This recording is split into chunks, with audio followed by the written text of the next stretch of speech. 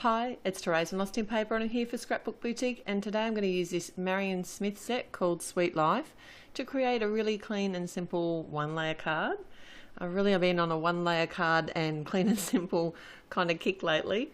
So I'm using my Martha Stewart's scoreboard and actually not scoring all the way to the base of the card because I want my image to wrap round to the back of the card. I've seen this done on a few cards in recent times and I just love the way it looks, and it's been something that I've been wanting to try.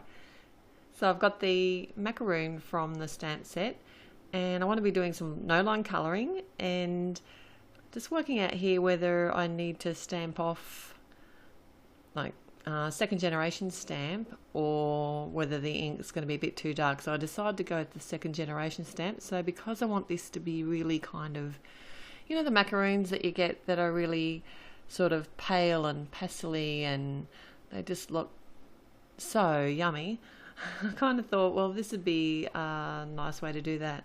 So I've got my Hero Arts colours out. The first one was what was it? Fresh Peach. And then I've got some Inkadinkadoo stamping mask paper, and the second colour was Soft Vanilla, and now I'm working on the Mint Julep.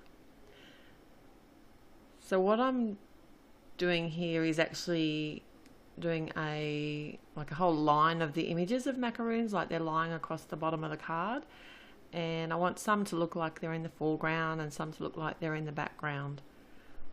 So a couple of memento inks here. This one's Angel Pink, and this is going to be my front image, so I'm stamping this and then going to mask it, but I'm being really lazy here. I simply have cut my mask in half just so I don't have to stamp it out and cut it again. Isn't that terrible? I mean, that's not even a hard thing to do, but there you go. I'm never going to use it again. I'm going to throw it away, and if I do need one, I can easily recreate one. And my last colour is another memento ink called Lulu Lavender, which is a nice pale ink as well.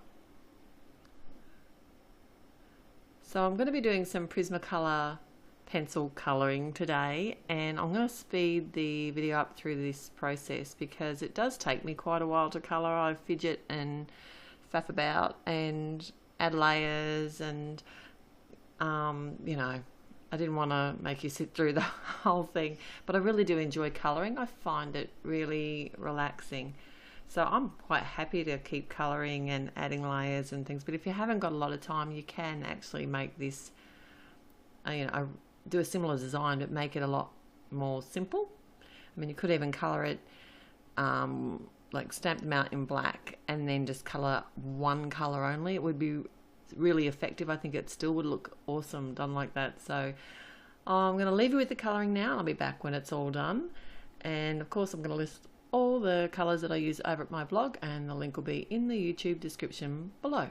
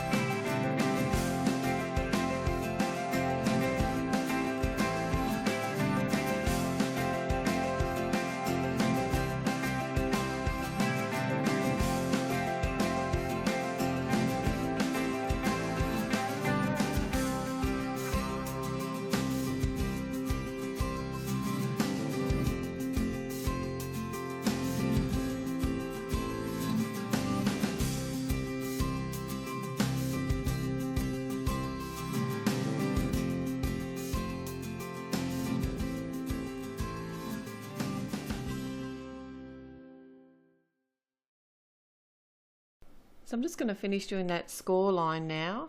And on the back of my cards, I usually just pre-print an image, what do you call it, a royalty-free image and my address and stuff on the back of my card before I cut down my A4 cardstock.